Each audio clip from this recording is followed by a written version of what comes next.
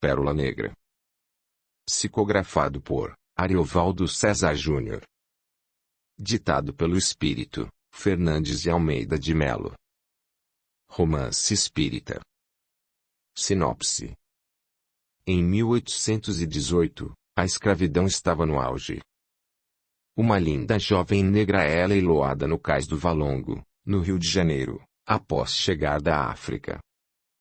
Nesse leilão, dois homens se interessam por ela, um fazendeiro famoso e um tenente da Real Academia Militar, mas o fazendeiro acaba tendo mais sucesso na empreitada. O tenente, inconformado, organiza uma ação criminosa para libertá-la que resultará em mortes, traição, desespero e infidelidade, uma trama que vai prender sua atenção do começo ao fim.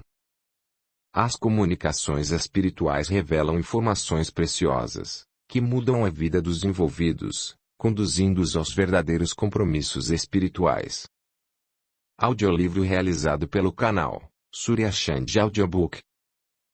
Para ver todas as partes de um audiolivro, e todos os vídeos já postados, entre no canal, e clique em playlist. Gratidão a você, que deixa o seu gostei nos vídeos, que comenta e compartilha. O seu apoio ajuda o canal a crescer. Capítulo 1. O leilão. Estávamos no mês de março de 1818. O Brasil era uma das colônias de Portugal, e o Rio de Janeiro, a capital e sede do governo português desde o início de 1808, quando os reis de Portugal se instalaram no Brasil, fugindo das tropas de Napoleão. A escravidão estava no auge. Os primeiros escravos chegaram ao Brasil por volta da década de 1530, e a abolição da escravatura se deu somente em 1888, após 350 anos de crimes hediondos, quase 4 séculos de violência, abusos, estupros, torturas, crimes bárbaros cometidos cruelmente contra nossos irmãos africanos. Foi o mais longo período de escravidão de que se tem notícia no mundo. A Inglaterra proibiu o tráfico de escravos a partir de 1815, pois o açúcar brasileiro, devido ao uso da mão de obra escrava, obtinha bom preço no comércio internacional, e as colônias inglesas, que remuneravam seus trabalhadores, saíam prejudicadas. Apesar da proibição, a escravidão continuou normalmente. Os traficantes de escravos, para não serem presos pelos navios ingleses que fiscalizavam os oceanos, mudavam as rotas do tráfico, operando sem preocupações, pois no Brasil havia bons compradores. Quando o Brasil foi descoberto, em 1500, Angola já era colônia de Portugal e transformou-se em uma fonte de escravos para atender às plantações brasileiras. Naquela noite, o navio com bandeira portuguesa ancorou a certa distância da costa, e os barcos com os escravos vindos daquele país africano, em condições miseráveis e desumanas, começavam a congestionar o cais do Valongo no Rio de Janeiro. O sol ainda não havia nascido, mas o movimento era intenso, com muitos trabalhadores recepcionando os 450 negros acorrentados, na maioria jovens, o que representava uma carga valiosa. O capitão da embarcação apresentara o relatório da viagem ao organizador do leilão, como exigia a fiscalização da alfândega. Haviam partido de Angola, na África, com 30 tripulantes e 512 negros, 62 tinham morrido durante a travessia, que demorara 30 dias. Essa perda estava dentro da média, grande parte morria por doenças e desnutrição, e, para evitar a contaminação dos alimentos, os corpos eram jogados ao mar e os doentes, amarrados e lançados ainda vivos. Os navios negreiros eram conhecidos como tumbeiros, termo que vem de tumba, caixão. O navio em questão chamava-se Felicidade, nome revoltante que mostrava o cinismo de seu dono. Os traficantes de escravos eram riquíssimos. O leilão era realizado imediatamente após a chegada dos navios. Os negros eram lavados e obrigados a passar óleo no corpo para melhorar a aparência e afastar a debilidade da longa viagem e da fraca alimentação, sempre vigiados e acorrentados pelo pescoço ou pelos pés, outros ainda pela cintura. Os ajudantes dos leiloeiros serviram aos 450 recém-chegados uma cuia de aguardente e uma porção de angu, mistura feita com farinha de mandioca. 2 padres da Igreja Católica, devidamente paramentados para a cerimônia sacra, deram início a uma rápida missa para batizá-los, a fim de se tornarem cristãos, pois se algum deles morresse a partir daquele momento iriam para o céu, segundo afirmavam. Os padres diziam que Deus queria a escravidão, para salvar a alma de seus filhos negros, porque se ficassem na África praticando religiões pagãs não se salvariam, deveriam, portanto, ser trazidos, mesmo à força, aos países cristãos, como diziam ser o caso do Brasil. Assim, os senhores de escravos não ficavam com remorso nem problemas de consciência, pois os negros batizados iriam para Deus, que concordava com tudo aquilo. Após a cerimônia, em flagrante contradição com os ensinamentos cristãos, que ensinam amor ao próximo, eram friamente marcados nas costas a ferro incandescente, com crueldade, como se marca o gado nas fazendas, para registrar que tinham sido batizados e que a partir daquele momento eram cristãos verdadeiros. Esse ritual na realidade significava que haviam perdido a condição de seres humanos. Os leilões dos escravos eram sempre anunciados na Gazeta do Rio de Janeiro, principal jornal da época, junto com os avisos das chegadas dos navios afixados no mercado do Valongo, para que os senhores de escravos, donos de engenhos e interessados pudessem aproveitar a oferta e adquirir os melhores cativos. Era um momento muito concorrido. Além do trabalho nas plantações, praticamente todas as casas da cidade tinham 2 ou 3 escravos para os trabalhos domésticos. Lojas, armazéns, o comércio em geral, padres, igrejas, todos tinham seus cativos. Parece que esse costume se estende até hoje no Brasil, em que quase todas as casas têm sua empregada doméstica, algumas mal remuneradas. Em países mais adiantados em termos culturais, mais ricos, os serviços domésticos são feitos pela própria família. Para facilitar a venda de todos os que tinham sido marcados a ferro, estes eram enfileirados de acordo com a idade e o preparo físico. Era uma situação constrangedora, em particular para as mulheres. Aqueles que não fossem escolhidos podiam ser assassinados, porque não tinham como sobreviver, sendo considerados mercadorias. A história do Valongo surgiu de forma inesperada. Em 1996, um casal do bairro da Gamboa resolveu fazer reformas em sua casa, construída no início do século XVIII, e nas escavações encontraram centenas de ossos que eram restos do cemitério dos negros, mortos antes de serem vendidos, conforme pesquisa dos arqueólogos responsáveis pela reurbanização da zona portuária da cidade. Nossa história principia nesse cenário de tristeza e de dor.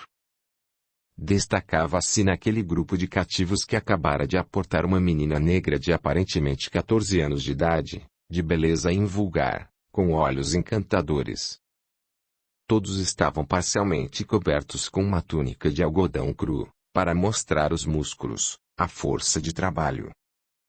Essa moça com traços delicados, ao ser examinada por um rico fazendeiro, teve a túnica retirada e ficou exposta a todos os que participavam da aguardada negociação. O capitão do navio deu um sorriso malicioso, sabendo que a jovem poderia atingir um bom preço. Sem entender o que falavam, a escrava, com medo, sem poder arrumar-se por estar acorrentada, começou a chorar baixinho. Em um grupo não muito distante, uma senhora negra entrou em desespero e começou a se debater, tentando inutilmente livrar-se das pesadas correntes enquanto gritava: "Kianga! Kianga!" Levou uma violenta chicotada, contorceu-se de dor e caiu de joelhos, o sangue escorrendo pelo fino corte em suas costas. Calou-se inerte, soluçando desesperada, impedida de socorrer a filha. A plateia permaneceu indiferente, como se aquilo fosse normal. Alguns até reprovaram o comportamento da mãe aflita, que interrompeu momentaneamente as vendas. A moça nua permaneceu imóvel, o olhar fixo no horizonte, as lágrimas mostrando a dor infinita que trazia na alma. O fazendeiro impaciente insistiu nos exames. Voltou-se para a plataforma, abriu a boca da adolescente para examinar seus dentes, prática costumeira para avaliar a qualidade do escravo, e apalpou seus seios e sua genitália. Após a conferência aviltante, sabia o preço que poderia pagar, pois, além dela, pretendia adquirir mais escravos para sua lavoura. Momentos como esses se repetiram por séculos no Brasil, em uma violenta agressão à dignidade de nossos irmãos negros. Escravo era um produto caro, que rendia bons lucros. O capitão do navio, traficante de escravos, pagava na África um preço pelo lote capturado e, no leilão, multiplicava esse preço por 10 ou até mais vezes. Os fazendeiros arrematavam lotes que valiam mais do que as terras que possuíam. Terra era fácil, era só pedir, pois o objetivo da coroa portuguesa era ampliar o domínio na colônia e incrementar a produção de açúcar, e, quanto maior a produção, mais impostos eram arrecadados. Não existia outro tipo de mão de obra eficiente para as fazendas. Os índios não tinham sido aprovados, eram indolentes, enquanto o negro era forte e trabalhador. Comprar escravos era um bom investimento, e os fiscais da alfândega estavam apostos para cobrar para o rei o imposto de cada escravo vendido.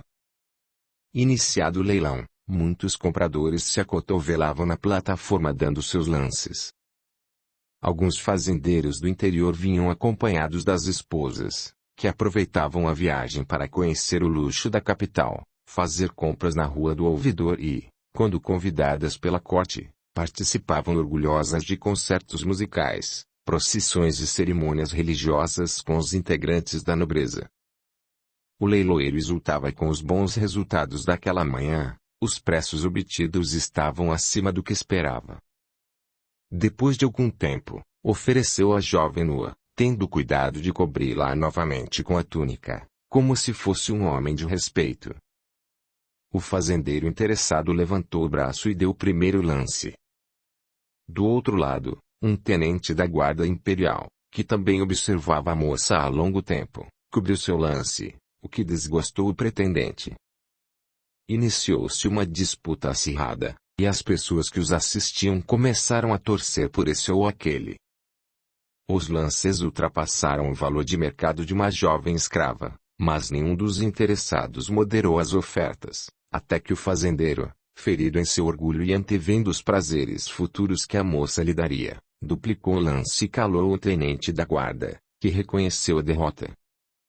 Houve aplausos calorosos, e a jovem negra agora era propriedade legítima daquele investidor que, a partir daquele momento, poderia dispor até da vida dela. O comprador radiante estava acompanhado da esposa, iriam cumprir uma série de compromissos na capital, além das festas na corte, como era costumeiro para um produtor de açúcar em visita ao Rio de Janeiro. Ela também comemorou a vitória do marido com vibrante entusiasmo, não pela aquisição feita, mas por ele ter demonstrado publicamente o quanto era rico, poderoso e hábil negociador. Sua amiga, que estava a seu lado e havia acompanhado o triste espetáculo, objetou. Você vai permitir que Bustamante durma com uma negra? Minha amiga, escravo não é gente. Questão 829. Há homens que sejam, por natureza, destinados a serem de propriedade de outros homens? Resposta. Toda sujeição absoluta de um homem a outro homem é contrária à lei de Deus. A escravidão é um abuso da força e desaparecerá com o progresso, como desaparecerão, pouco a pouco, todos os abusos. Comentário de Allan Kardec. A lei humana que consagra a escravidão é uma lei antinatural, visto que assemelha o homem ao animal e o degrada moral e fisicamente. O Livro dos Espíritos. Capítulo 2. A Fazenda Santa Rita. Localizada na região norte fluminense, bem próxima da cidade do Rio de Janeiro, a Fazenda Santa Rita era próspera e bem administrada. Possuía mais de 90 escravos, que representavam a riqueza de Bustamante Marcondes Carvalho de Almeida. Os negros eram tão valiosos, que o Banco do Brasil, fundado em 1808, passou a aceitar escravos como garantia de empréstimos. O grande fazendeiro era casado com Dona Belarmina, sendo pai de 2 filhos que não haviam gostado do Brasil e tinham voltado para Portugal a fim de estudar e viver com os avós. No começo, os pais estranharam a ausência dos jovens, mas depois perceberam que tinham mais liberdade para fazer o que queriam e não sentiram mais a falta deles. Aquela moça mexera com os sentimentos do fazendeiro, que jamais poderia dizer que estava apaixonado por uma escrava, pois seria vergonhoso, mas ele não pensava em outra coisa. Uma escrava era um objeto, existia para trabalhar e servir seu dono, como e quando ele quisesse. Não deveria haver sentimentos nesse relacionamento, porém a jovem negra não saía de sua cabeça. Devido à preciosidade do lote adquirido, o fazendeiro cancelou as festas e os compromissos na corte, inventando uma desculpa para a esposa, que não ficou contrariada, pois já havia feito as compras que queria. Sendo assim, retornaram no mesmo dia para as atividades na fazenda. Assim que chegou com os novos escravos, o fazendeiro ordenou com energia: João, prepare para que a moça fique hospedada na casa grande. Ela vai trabalhar em casa, nos serviços domésticos. O resto da tropa coloque na senzala, mesmo lotada, eles que se ajeitem, depois veremos isso. Chame o padre Marcelo para colocar nome em todos, antes que inventem apelidos. Explique as regras da casa, não tire as correntes de ninguém e use o chicote. Chibata não é enfeite, é para ser usada sem piedade. Tem que bater desde o primeiro dia, para mostrar quem é que manda impor as nossas leis. E continuou com as instruções, agora um pouco mais calmo. Pode tirar as correntes da menina. Ela vai se chamar Estrela, acho melhor, pois as outras 2 que estão em casa têm nome de Flor, e Flor murcha com o tempo. Riu com ironia. Coronel, naquela senzala não cabe mais ninguém. É tão pequena que terão de dormir sentados para poder fechar a porta. Faça o que eu mandei, gritou o fazendeiro, ameaçando. O experiente capataz, mulato forte, sabia que as ordens tinham de ser cumpridas à risca. A cada chegada de escravos a ladainha era a mesma. A senzala era realmente pequena para todos, mas nenhuma providência era tomada, dormiram sobrepostos. Os doentes eram mantidos em um barracão separado, para não contaminar o grupo. Recebiam a assistência deles mesmos com ervas e benzimentos, quando possível. Para jovens seria diferente, teria o tratamento das que trabalhavam na cozinha, o que era bom. Bustamante ordenou a Belarmina, sua esposa, que a moça ficasse nos aposentos das trabalhadoras da casa grande, longe da senzala. A fazenda Santa Rita, apesar de não estar longe da capital, ficava totalmente isolada, sem boas estradas que lhe dessem fácil acesso. Era um mundo à parte, viviam sem comunicação com a cidade. Produzia-se quase tudo o que se consumia. Alimentos variados, móveis, ornamentos domésticos, carroças, algodão e tecidos rústicos que serviam para vestir os escravos. Também havia gado, porcos, galinhas e cabritos para alimentação. Compravam-se apenas vinhos e artigos de luxo oferecidos pelos ambulantes nas visitas esporádicas pela região. A única coisa que saía da fazenda era o açúcar destinado à exportação, um pouco de aguardente e rapadura para o mercado da capital, quando a produção de queijo era excessiva também era destinada ao mercado. Em uma área mais elevada, que permitia a visão de quase toda a fazenda, ficava a casa grande. Um grandioso sobrado em cuja parte de cima alojavam-se os vários quartos, a copa, cozinha, sala de jantar, sala de visitas, despensa e varandas, que circundavam toda a construção, e onde moravam o fazendeiro coronel e a esposa. Na parte de baixo ficavam os escritórios, os quartos dos escravos, o depósito, almoxarifado, adega e quarto de despejo. A propriedade era totalmente cercada por um majestoso jardim. Ao lado da casa grande havia uma capela para as missas realizadas pelo padre Marcelo, e, um pouco distante, a capela para os escravos, bem mais simples, onde assistiam à missa em pé. Mais além via-se a senzala, localizada um tanto afastada, a caminho do engenho. A fazenda era o local onde Bustamante tinha autoridade máxima, reinando absoluto. Como se tratava de um engenho próspero, mantinham um padre capelão com seus aposentos nos fundos da capela principal, com a função de celebrar as missas, fazer a catequese dos escravos, transmitir os ensinamentos de Jesus. Mas, como o religioso era subordinado ao proprietário do engenho, não se preocupava com a situação dos escravos e sim com sua imagem perante o dono da fazenda, para obter regalias. Com exceção dos escravos que realizavam serviços domésticos, os outros trabalhavam arduamente de sol a sol, sofrendo nos canaviais e no engenho, com péssima alimentação e sem descanso, vítimas de castigos violentos, chicotadas e outras atrocidades. O objetivo era aumentar a produção de açúcar a qualquer custo e evitar fugas. O rendimento do engenho era a força e a rapidez da moenda, movida por 20 bois. A cana era colocada na moenda pelos escravos, lugar perigoso onde o cativo, cansado ou exausto, poderia perder a mão ou o braço. Depois de a cana ser moída, o caldo seguia para a caldeira, onde era cozido em tachos de cobre no fogo de lenha, virando melaço. Este era coado e despejado em formas parecidas com o sino, chamadas pão de açúcar, para ser purgado pela drenagem natural. Em seguida ocorria o processo de branqueamento do açúcar, que demorava 40 dias.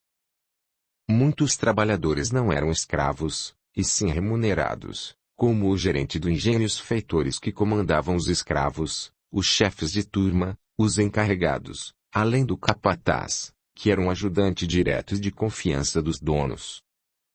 As missas, os ensinamentos religiosos e as confissões eram de responsabilidade do padre capelão, porém sob a supervisão de Bustamante, que poderia decidir até por manter ou não a vida de um cativo. E toda essa administração particular era consentida pelo rei, porque a preocupação da corte portuguesa não era o que acontecia nas fazendas, mas a máxima ocupação do território brasileiro em toda a sua extensão, para atrair novos colonizadores, doando para tanto grandes latifúndios para a exploração da terra.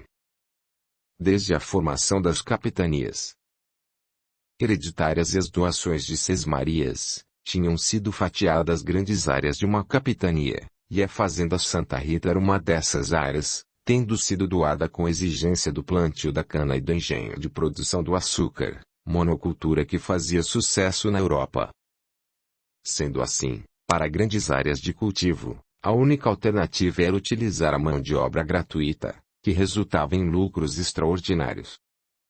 Após a realização daquele leilão difícil, Teodoro de Alencar, jovem tenente da Real Academia Militar, criada em 1810 por Dom João VI, não sossegou um só minuto. Um dos costumes dos jovens oficiais militares daquela época era frequentar a vida na corte, participar dos bailes e banquetes dos nobres, o que lhes dava um ar de superioridade perante a sociedade. O tenente estava contrariado, não aceitava ter perdido a moça. Inconformado, pensava consigo mesmo. Ele poderia comprar qualquer outro escravo. Por que justo ela? Ele não quis perder a disputa na praça, encarou como um jogo, não queria ser passado para trás na frente da turba. Que idiota prepotente! Quis mostrar que era superior a um militar, mas não é. Queria mostrar que era poderoso, que o dinheiro pode tudo. Seu fiel amigo na academia militar notou o comportamento diferente do tenente, ouviu suas queixas e ficou surpreso quando soube que o mal-estar era por causa de uma escrava. Acorda, Teodoro, ela é uma escrava. Foi comprada, tem dono, compre outra para você. Joaquim, nobre amigo, ela é escrava por circunstâncias da vida, ninguém quer ser escravo de ninguém, mas ela foi capturada por alguém e tornou-se escrava. Não foi uma decisão dela, fui obrigada, entendeu? Obrigada não. É escrava porque é negra, falou o amigo Joaquim com segurança. Você ficou louco? Quer dizer que todos os habitantes da África são escravos? Não. São escravos apenas aqueles que foram sequestrados nas tribos e vendidos para os traficantes, os capitães de navios. Bom, e daí? Daí que eu passei pelo cais, nossos olhos se cruzaram e vi quanto ela é bela, vi a beleza da sua alma e a queria para mim, para que não sofresse nas mãos de ninguém, para que ficasse sempre ao meu lado. Ela está na idade de uma flor, tem um encanto especial. Seu corpo é roliço, sólido, encantador. Apesar da situação difícil em que se encontrava, com as lágrimas banhando seu rosto, seus gestos denotavam amabilidade e graça, seus pés e mãos eram plasticamente belos. Os lábios vermelhos e os lindos dentes brancos convidavam ao beijo. Dos olhos tristes irradiava um brilho especial, e ao olhar seus seios incrivelmente belos percebi o quanto me sentia seduzido, o quanto seríamos felizes. Ofereci ao leiloeiro todas as minhas economias, todo o meu dinheiro, até o que não tinha, mas perdi. O que é isso, meu amigo? Está hipnotizadas por essa beleza, mas isso é fácil, Teodoro. Como assim? Ela não está na fazenda Santa Rita? Não foi sequestrada uma vez na África? Vamos sequestrá-la de novo no Brasil, falou sério. Joaquim, isso não é correto, reconheço que agora ela tem dono. Ora, ela foi sequestrada e vendida, cometeu crime quem a sequestrou e cometeu crime quem a comprou, o receptador, sabendo que ela era produto de crime. Procurou mostrar segurança na exposição da sua tese. Você é louco, disse Teodoro rindo. Está delirando. Não, não estou. Seu coração vai dizer que estou certo. E você poderá salvá-la das mãos desses dois criminosos. O traficante do navio e o fazendeiro. Teodoro ouviu o amigo, ficou longos minutos pensativo e concluiu. Não podemos fazer isso. Somos militares, devemos proteger as pessoas, combater o crime e fazer com que as leis sejam cumpridas. Não é isso? Mas não vamos fazer nada, não vamos nos envolver. Não se preocupe, tenho quem pode executar este tipo de trabalho, pense nisso. Sei que não podemos nos expor. Será que daria certo? Meu amigo, falou Joaquim com calma, essa escrava é um ser humano ou é um animal? É um lindo ser humano, vi pela beleza daquele olhar, pela delicadeza dos seus traços. Pois bem.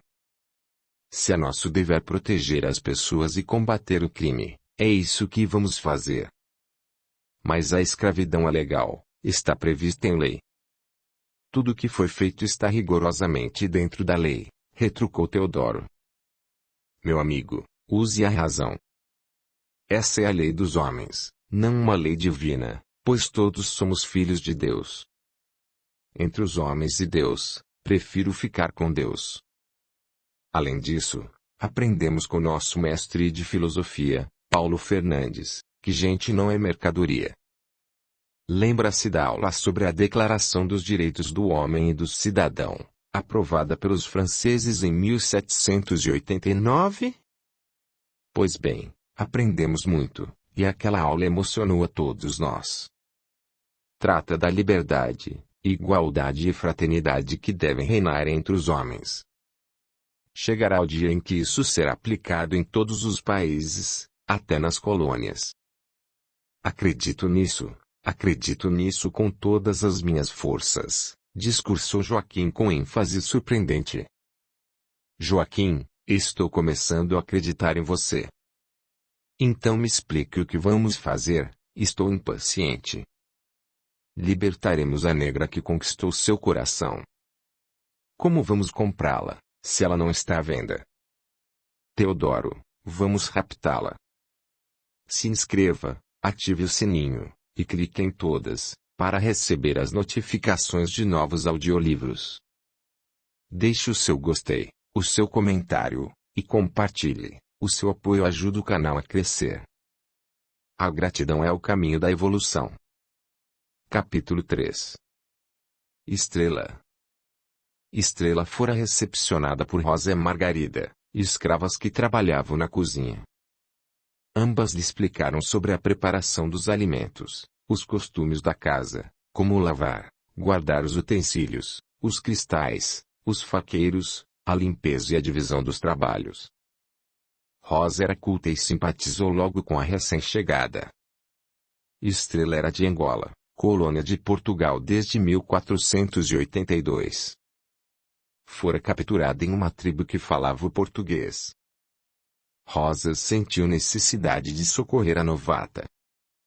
Estrela, nós duas, e puxou Margarida para seu lado, passamos exatamente pelo mesmo sofrimento que você está passando. Somente o tempo eliminará nossas dores, e o tempo voa, você verá. As três se abraçaram, com lágrimas nos olhos. Estrela respondeu: eliminar minhas dores será impossível, o tempo pode diminuí-las. Rosa ficou admirada com a inteligência da principiante, que completou: mas me coloco nas mãos de Deus, que tudo pode e tudo fará por mim e pela minha mãe. Onde está sua mãe? A primeira lição que recebemos é que não temos família, não temos ninguém, somos sozinhas no mundo. Não sei para onde ela foi nem o nome que deram para ela, fomos separadas no cais. Acho que não vou aguentar a dor dessa separação. Sinto muita falta dela, e começou a chorar baixinho.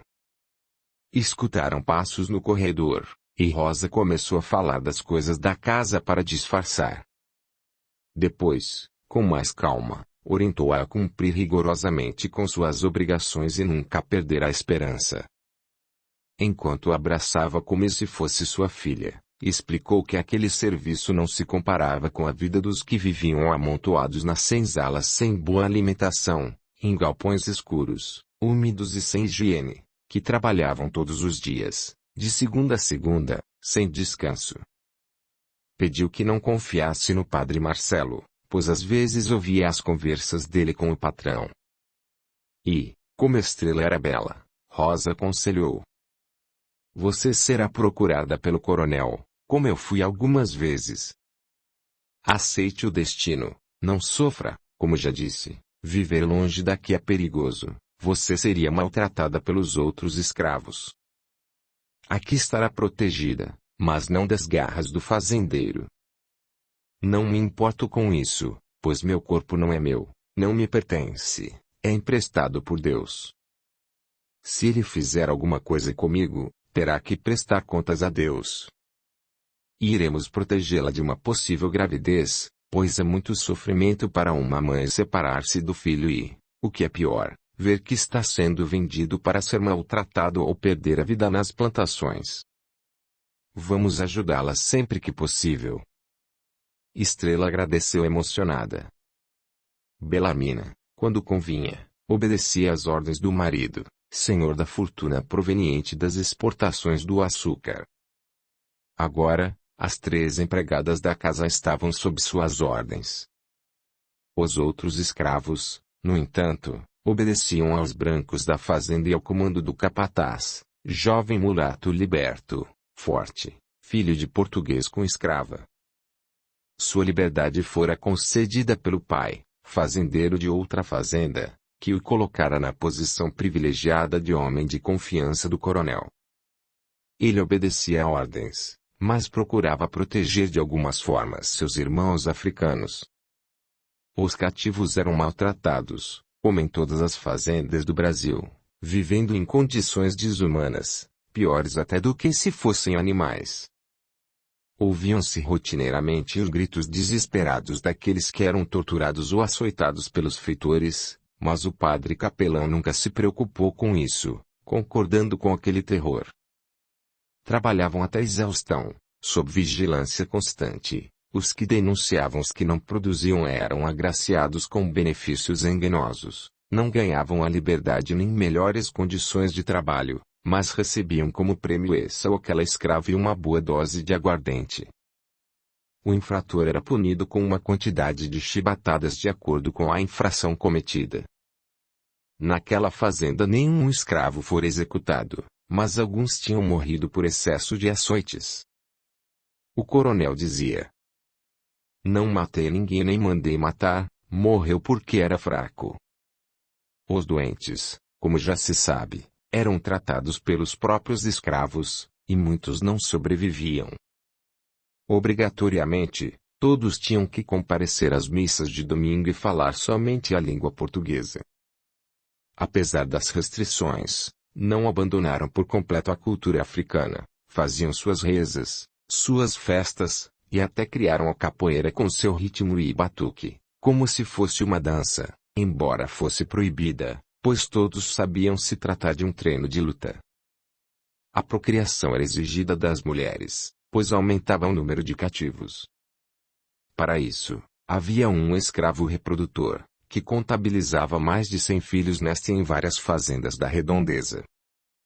Fora escolhido devido às suas características físicas, era muito alto, forte e tinha as pernas finas, que diziam ser melhores para o trabalho. A condição de reprodutor não o isentava dos trabalhos nos canaviais, salvo quando recebia escravas de outras fazendas para cruzamento, trabalho que era regiamente cobrado pelo patrão. A quantidade de escravos era de 4 homens para cada mulher, deveriam se entender de qualquer jeito, se houvesse briga, seriam punidos. Era proibido formar famílias, para evitar que se ajudassem entre si. Quando as mulheres engravidavam, 3 dias após o parto retornavam ao trabalho e só amamentavam o filho nesse período, o que aumentava sobremaneira a mortalidade infantil. As crianças que sobreviviam, quando completavam 5 anos de idade, eram encaminhadas a trabalhos forçados, de acordo com a necessidade da fazenda, ou vendidas e separadas das mães. Quando essas crianças cometiam falhas no trabalho, como deixar cair alguma coisa, tinham um dos dedos da mão furados com um prego. Quando se tratava de erro leve, bastava um tapa bem forte no rosto. A escrava Rosa, que tão bem recepcionara Estrela, foi encontrada por Bustamante quando ele havia lido um anúncio nos classificados da Gazeta do Rio de Janeiro e se interessara pela oferta. Tinha mudado seu nome para Rosa, dizendo que ela era bonita como uma flor. O anúncio dizia: "Quem quiser comprar uma negra de nação benguela, de idade jovem, mais ou menos 21 anos, ensina a ler e escrever, sabe lavar bem, engomar liso, e com princípios de costura, cozinha, e faz todo o serviço de uma casa, dirija-se à rua detrás da Lapa, 14, do lado esquerdo indo da Lapa do Desterro." Negra alfabetizada era produto raro, e escravos e mulheres eram proibidos de estudar nas escolas públicas, somente os homens brancos podiam ler e escrever. Aliás, quase toda a população do Rio de Janeiro era analfabeta. Todos os cidadãos deviam frequentar as escolas, mas os negros não eram considerados cidadãos. Quando Bustamante viu Rosa pela primeira vez, ficou mais interessado nela que nas qualidades que possuía. Comprou a peso de ouro, para que ensinasse também seus filhos, que no momento residiam em Portugal, e muito do que sabiam tinham aprendido com ela. Rosa aprendera a ler porque vivera na casa de um holandês, onde todas as crianças, escravas ou não, eram obrigadas a estudar com um professor contratado. Ela tinha gostado, fora boa aluna e adquirira boa cultura com a leitura de muitos livros da Biblioteca Real, que havia sido inaugurada em janeiro de 1810, com 60.000 volumes trazidos de Lisboa. Ela era proibida de entrar na biblioteca, mas recebia os livros por intermédio do seu professor. O holandês, quando retornar à Europa, a vendera ao português, que a venderá a Bustamante. Ela sempre havia sido respeitada na fazenda pelos bons trabalhos que realizara, pelos seus conhecimentos e pelo bom relacionamento com a patroa. Com o coronel, Tivera vários encontros, mas não engravidara. Tomava um chá de ervas que era proibido, pois o objetivo era aumentar a quantidade de escravos. Para esse propósito, contava com a ajuda da patroa. A Igreja Católica nunca se manifestou contra a escravidão no Brasil, apenas sugeria ironicamente que os senhores fossem bons e tratassem bem seus escravos, mas tais sugestões nunca foram atendidas por ninguém. Em algumas regiões do Brasil, os coronéis eram tão cruéis que resolveram não dar mais alimentos, que já eram de péssima qualidade, emprestando uma área de terra para que os cativos plantassem livremente o que comer. Isso os esgotava sobremaneira, pois trabalhavam mais de 12 horas por dia na lavoura e ainda tinham de trabalhar à noite em suas plantações para sobreviver. Muitos ficavam enfraquecidos, adoeciam e morriam, mas a sistemática não era alterada. Os padres não gostavam dessa prática, pois impedia os escravos de ir à missa aos domingos e dias santos, contrariando a lei que pregavam. Fora da igreja não há salvação. O comportamento aparentemente tranquilo dos escravos em algum engenho não queria dizer que os senhores eram melhores, mas sim que os escravos se humilhavam, desistiam de lutar para escapar dos açoites e sofrer menos. No Brasil, havia apenas duas posições sociais: os brancos livres e os escravos negros. Os portugueses, para oprimir os negros, contavam com apoio permanente da Igreja, que, por missão, deveria ensinar o Evangelho de Jesus, mas o fazia de acordo com os seus interesses. Isso possibilitou a grande penetração da Igreja Católica em toda a colônia e, em decorrência disso, não proliferaram as igrejas reformistas, ao contrário do que aconteceu nos Estados Unidos, onde luteranos e calvinistas progrediram em todo o país, pois não havia obrigatoriedade da implantação da religião católica. Padre Marcelo era um padre capelão que, depois de algum tempo, passou a ser chamado de padre de paróquia. Era espanhol e estava na fazenda há mais de 12 anos com a missão de evangelizar os cativos ali residentes. Tratara da construção da Capela dos Senhores e da Capela dos Escravos, sendo que na capela principal tinha feito cômodos na parte posterior para se acomodar com conforto. Era recomendável que um grande engenho tivesse um religioso, para acalmar os cativos, rezar missas, ouvir confissões, benzer o engenho quando se moía a primeira cana, benzer o aguardente quando se extraía a primeira cuia, promover ladainhas, batizados, procissões, festas, novenas e orações públicas. As confissões eram obrigatórias para os negros, uma forma rápida de fiscalizá-los e informar os casos que mereciam atenção e açoites. Depois de algum tempo, o comportamento do padre ficou sobejamente conhecido e a prática da confissão virou um teatro. Os negros mentiam o quanto podiam, e o padre perdoava os pecados que não existiam.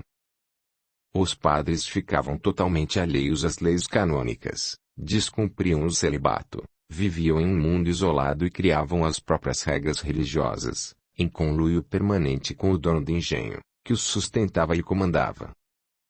Os mortos brancos eram enterrados sob o altar da capela principal, os escravos eram enterrados no mato, a certa distância e sem identificação. Padre Marcelo estava sempre bem-humorado, sendo atencioso, gentil. Na fazenda tivera 8 filhos com 2 escravas que o serviam, vendidos a pedido do próprio padre e com a concordância de Bustamante, que ficara com o dinheiro, com exceção de 2 filhos que ainda não haviam atingido a idade de 5 anos, mas seriam negociados no tempo certo, pois eram bem formados fisicamente e com certeza dariam um bom lucro. Questão 832. Há homens que tratam seus escravos com humanidade, que não lhes deixam faltar nada e pensam que a liberdade os exporia a privações maiores. Que dizeis deles? Resposta. Digo que estes compreendem melhor seus interesses. Eles têm também grande cuidado com seus bois e seus cavalos, a fim de tirar deles maior proveito no mercado. Não são tão culpados como aqueles que os maltratam, mas dispõem deles como de uma mercadoria, privando-os do direito de serem independentes. O Livro dos Espíritos. Capítulo 4. A missa. Os escravos folgavam apenas no domingo, para irem obrigatoriamente à missa das 6 horas da manhã, sob o comando dos feitores e das chibatas. A missa das 9 era dos senhores. O caminho para as capelas era diferente para que não se cruzassem antes nem depois das missas. O sermão daquela manhã, a pedido do coronel, tinha como objetivo acalmar os cativos dos exageros do trabalho pesado, que machucava os músculos e esgotava as forças. Muitos dos que sofriam as severas chicotadas e torturas por se cansarem ficavam revoltados, e as tentativas de fuga estavam frequentes, embora não lograssem êxito, uma vez que a vigilância era constante. Tinham-se formado alguns quilombos com escravos fugidos de outras regiões, mas haviam sido desmantelados com ataques dos capitães do mato. O correto, dizia o padre, seria impedir as fugas a qualquer custo. Quando os escravos pensavam em fugir, convencia-os de que, por serem cativos cristãos, seriam salvos por Deus. Naquela manhã, a capela estava lotada como sempre, com o sol prometendo outro dia de forte calor. Todos os escravos estavam em pé, sempre observados por alguns feitores, havia espaço suficiente, mas não havia bancos. Depois de o padre se benzer, fazendo o sinal da cruz, todos repetiram o mesmo gesto. De costas para o público, e de frente para a imagem de Jesus à sua frente, o sacerdote recitou várias rezas em latim, considerado pelos católicos o idioma universal da fé. Durante a missa, os escravos eram obrigados a se ajoelhar várias vezes, e alguns tinham dificuldade em se levantar devido a machucaduras causadas pelo trabalho. Após a missa em latim, Padre Marcelo virou-se para o público e falou com falsa brandura. Audiolivro realizado pelo canal Surya Chand Audiobook. Jesus Cristo, o Deus vivo, foi traído por todos os seus amigos. Judas foi o maior traidor, mas os outros discípulos também o traíram, porque recusaram ajuda quando ele mais precisava. Foi condenado à morte na cruz sem ter feito nada, só fazia o bem para todos os que o procuravam. Recebeu a pesada cruz e teve de carregá-la sozinho até o Calvário, sob o peso de chicotadas durante todo o caminho, à vista de todos. Agora vejam esta cruz, e apontou para a cruz acima do altar. Observem bem esta cruz. Este é o Cristo, Deus de amor, que está pregado nela.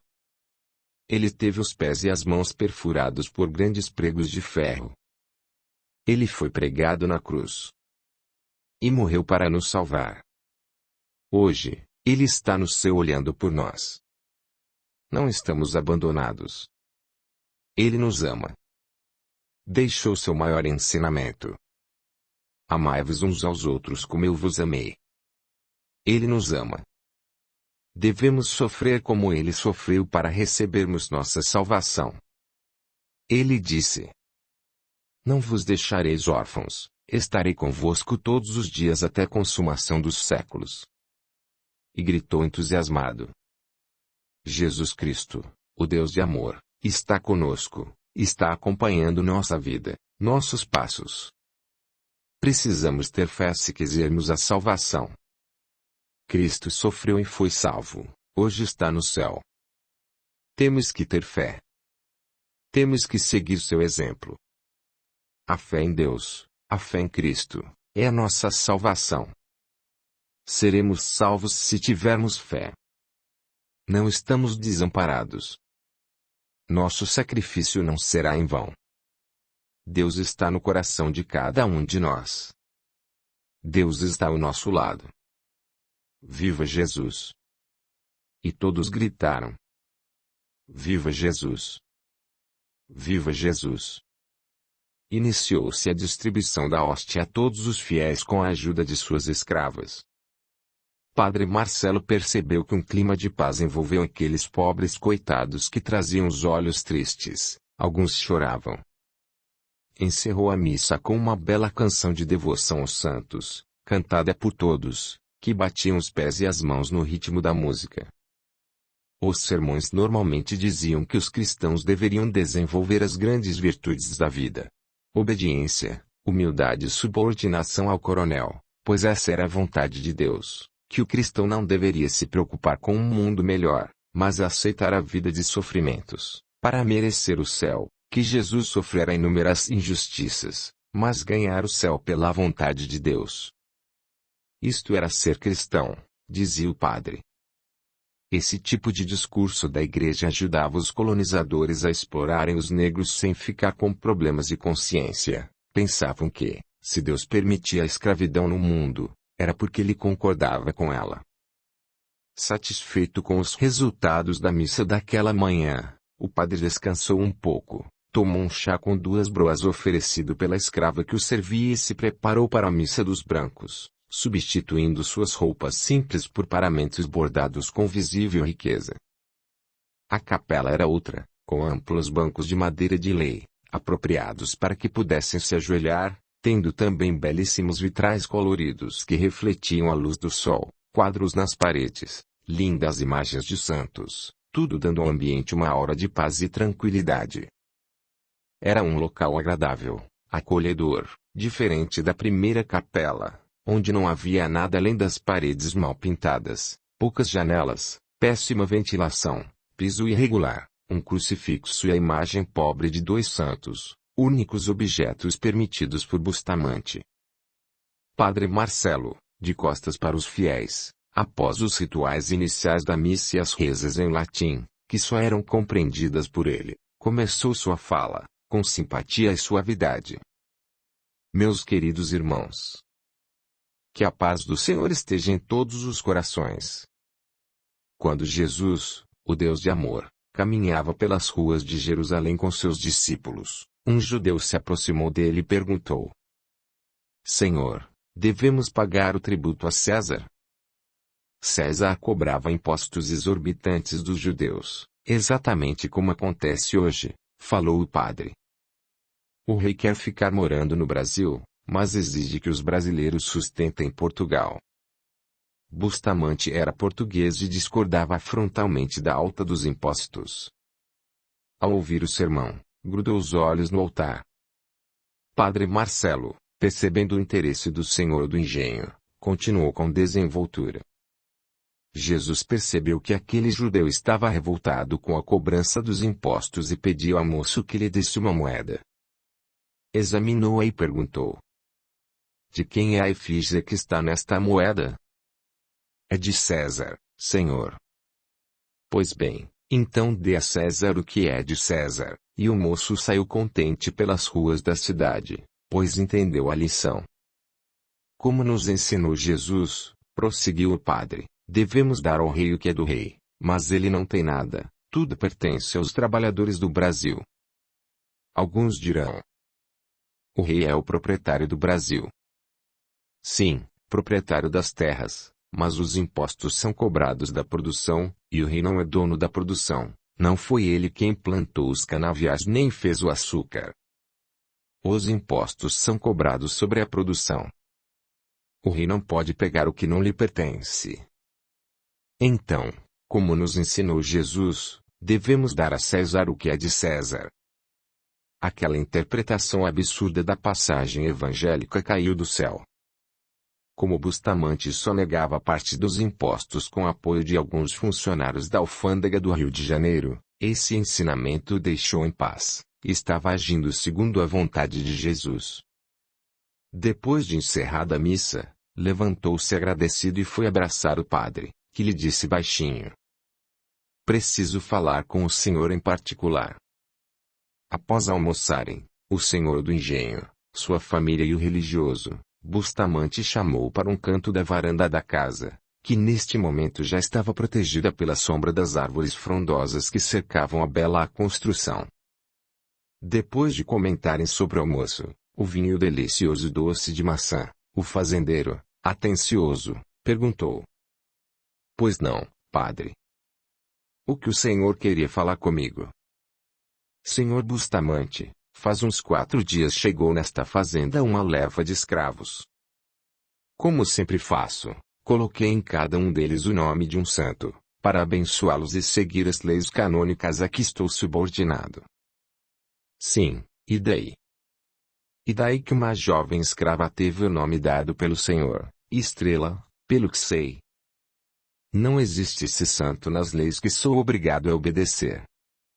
Então avise o Papa que aqui quem manda sou eu, e ela vai se chamar Estrela.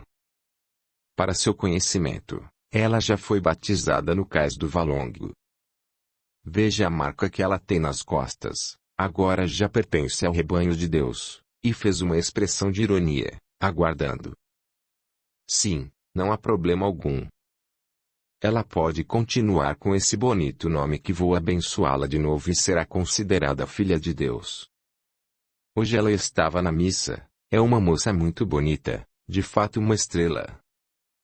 Nesse ponto, o coronel ficou furioso e retrucou, segurando com força o braço do padre.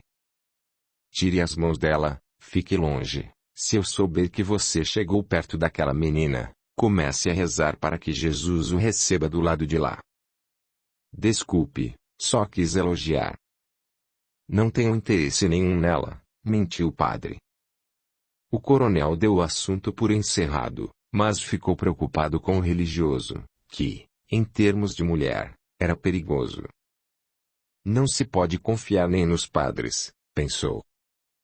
Sabia que estava postergando muito a realização dos seus desejos e isso não era bom. Já deveria ter chamado a moça em seu escritório para seus propósitos, mas estava adiando, preocupado com os impostos das últimas exportações, e a conversa com a moça deveria ser realizada com calma. No dia seguinte viajaria ao Rio de Janeiro para resolver na alfândega as mudanças combinadas no cálculo do imposto. Disse à sua esposa que ficaria ausente por alguns dias, explicando os motivos de modo superficial, e foi fazer a cesta após o lauto almoço. Dormiu pensando em Estrela e fazendo planos para encontrá-la nos próximos dias. Era costume os senhores terem filhos com as cativas, para aumentarem o número de escravos, prática aceita pela Igreja devido ao ensinamento de Jesus. Crescei-vos e multiplicai-vos. Belamina concordava sem reclamar com as viagens do marido, porque lhe eram convenientes e também porque, no entendimento dela, o que ele fazia não tinha nenhuma importância. Escravo não era gente, era objeto. Capítulo 5. Preparativos para o rapto. Inegável o grandioso progresso que a corte portuguesa não trouxe ao Brasil durante o período de 13 anos em que se instalou no Rio de Janeiro, de 1808 a 1821. Na real comitiva vieram o príncipe regente Dom João VI, sua mãe, a rainha Dona Maria I, sua esposa, Carlota Joaquina, seus filhos, entre eles, Dom Pedro, o futuro imperador do Brasil, além de mais de 15.000 portugueses, entre nobres, militares, engenheiros, autoridades eclesiásticas e funcionários da coroa. Dom João VI ganhou de presente de um grande traficante de escravos a mais bela casa do Rio de Janeiro, uma construção retangular de 3 andares, que ficou conhecida como Palácio de São Cristóvão. E, para abrigar o restante dos portugueses que o acompanhavam, escreviam nas portas das casas o PR, que significava príncipe regente, mas o povo traduziu para ponha-se na rua, tendo sido aproximadamente 2.000 casas, as melhores, confiscadas na capital da colônia para esse fim. Dom João organizou a estrutura administrativa do governo, nomeando ministros de Estado, diversas secretarias públicas, tribunais de justiça, e criou também o Banco do Brasil. Essas mudanças provocaram o aumento da população para mais de 100.000 habitantes no Rio de Janeiro, pois muitas pessoas vieram do interior do estado para participar de oportunidades e negócios da corte. As novas construções na capital passaram a seguir o padrão europeu. Com a abertura dos portos promovida pelo rei, o movimento aumentou de 500 para 1.200 navios anuais.